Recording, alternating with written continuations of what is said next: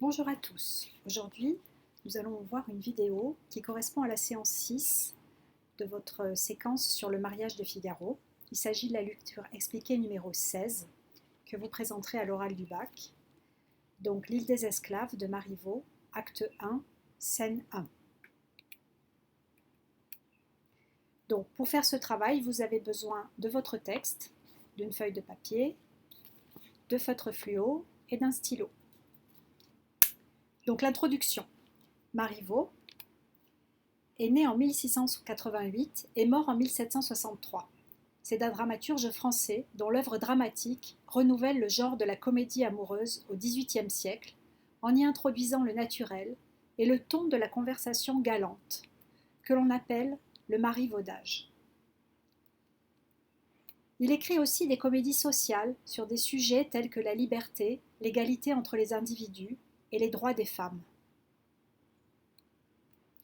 Dans L'île des esclaves, joué en 1725 au théâtre des Italiens à Paris, ce sont les maîtres et les esclaves qui échangent leur rôle. Pendant cette expérience, les valets apprendront à pardonner aux maîtres leur cruauté et les maîtres prendront conscience des traitements inhumains qu'ils font subir aux valets. L'extrait que nous étudions est la première scène de la pièce, que l'on appelle aussi la scène d'exposition. Sa fonction est de présenter au lecteur ou au spectateur le cadre spatio-temporel, c'est-à-dire le moment et le lieu où se déroule l'histoire. Elle présente également les personnages et lance l'intrigue.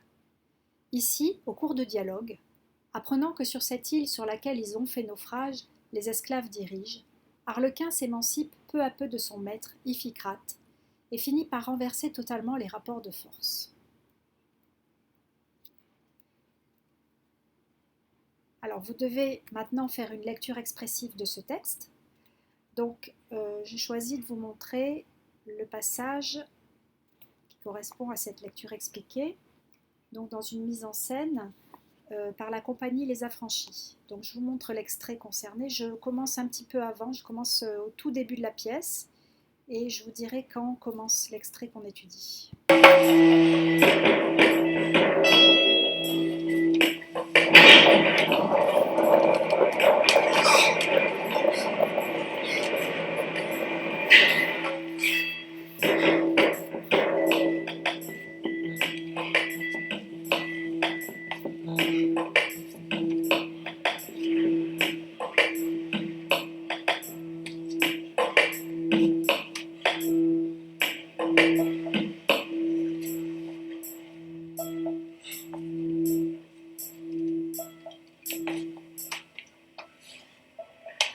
Que deviendrons-nous dans cette île?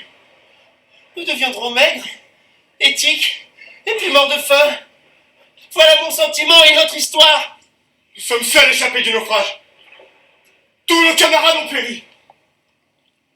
Et j'envie maintenant leur sort. Hélas, ils sont noyés dans la mer, et nous avons la même commodité.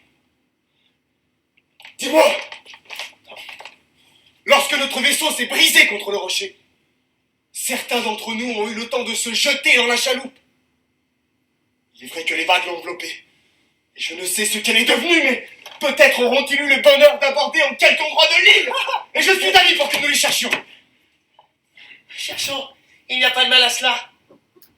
Mais reposons-nous auparavant pour boire un petit coup d'eau de vie. J'ai sauvé ma pauvre bouteille. La voilà. Oh. J'en boirai les 2 tiers comme de raison, et puis je vous donnerai le reste. Nous ne perdons point de temps. Suis-moi.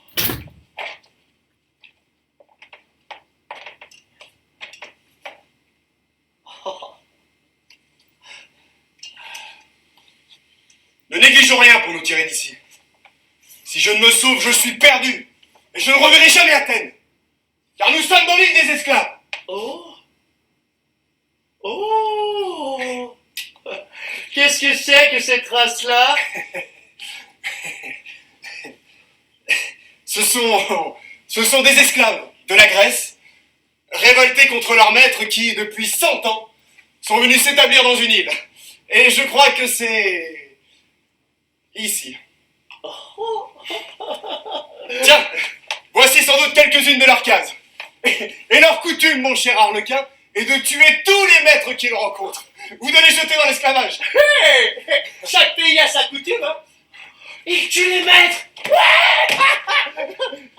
Ah, je l'ai entendu dire aussi. Mais on dit qu'ils ne font rien aux esclaves comme moi. Cela est vrai. Et encore, vit-on. Mais je suis en danger de perdre la liberté et peut-être la vie. Cela ne suffit-il pas pour me plaindre, Arlequin? Oh,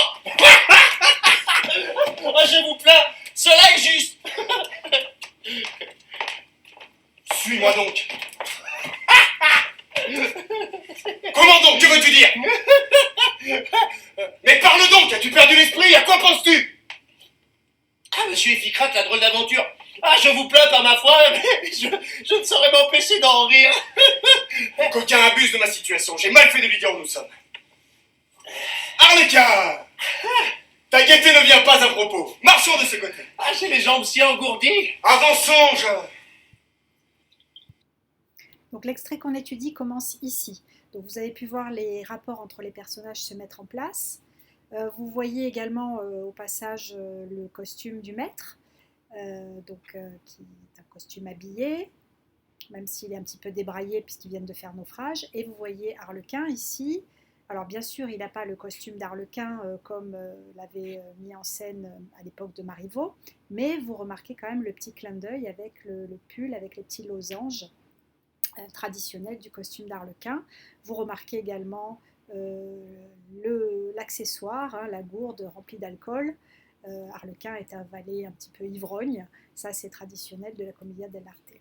Donc vous voyez aussi qu'il est pieds nus, hein, tandis que le maître a des chaussures, ce qui montre bien son infériorité. Alors bon, je passe ça et donc je vous montre la suite qui correspond donc à la lecture qu'on va expliquer maintenant. Tant prie. Je t'en prie. Je t'en prie. Comme vous êtes civil et poli. C'est l'air du pays qui fait cela. Allons, hâtons-nous. Faisons seulement une demi-lieue en direction de la côte pour chercher notre chaloupe, que nous trouverons certainement avec une partie de nos gens. Dans ces cas-là, nous nous embarquerons avec eux. Pardon, comme vous tournez cela.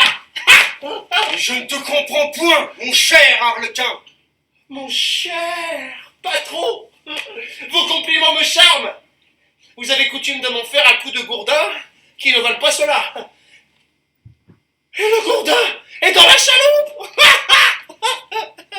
Oh. Ne sais-tu pas que je t'aime?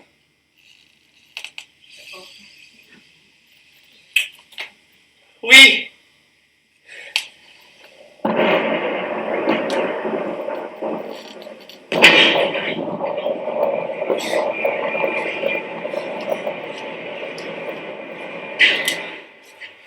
Mais les marques de votre affection tombent toujours sur mes épaules, et cela est mal placé. Ainsi tenez, pour ce qui est de nos gens, que le ciel les bénisse. S'ils sont morts, en voilà pour longtemps. S'ils sont en vie, cela se passera. Et je m'en moque. Mais j'ai besoin d'eux, moi. Oh, cela se peut bien, chacun a ses affaires, que je ne vous dérange pas. Esclave insolent. Ah, vous parlez la langue d'Athènes, mauvais jargon que je n'entends plus. Mais connais-tu ton maître? Et n'es-tu plus mon esclave? Je l'ai été, je le confesse, à ta honte. Mais va, je te pardonne. Dans le pays d'Athènes, j'étais ton esclave. Tu me traitais comme un pauvre animal. Et tu disais que cela était juste parce que tu étais le plus fort. Eh bien, Épicrate, tu trouveras ici plus fort que toi. On va te faire esclave à ton tour. On te dira aussi que cela est juste. Et nous verrons bien ce que tu penseras de cette justice-là. Tu m'en diras ton sentiment. Je t'attends là. Quand tu auras souffert, tu seras plus raisonnable. Tu sauras mieux ce qu'il est permis de faire souffrir aux autres. Oh, tout irait mieux en ce monde si ceux qui te ressemblent recevaient la même leçon que toi. Adieu, mon ami. Je vais retrouver mes camarades et tes maîtres. Juste ciel. Peut-on être aussi malheureux et outragé que je ne le suis? Misérable, tu ne mérites pas de vivre! Doucement, tes forces sont bien diminuées car je ne t'obéis plus. Prends-y garde. Arrêtez! Voilà, donc l'extrait qui correspond au passage qu'on étudie. Alors la problématique qui se dégage de ce texte, c'est-à-dire les enjeux de ce texte, on peut se demander en quoi ce dialogue exprime une inversion progressive du rapport de force entre les personnages. Et la structure du texte montre bien l'évolution de ces rapports de force. Dans le premier mouvement du texte, de la ligne 1 à la ligne 11, le rapport de force commence à s'inverser. Puis, des lignes 12 à 24, progressivement, on peut lire la révolte du Valais. Enfin, dans le troisième mouvement, celui-ci triomphe.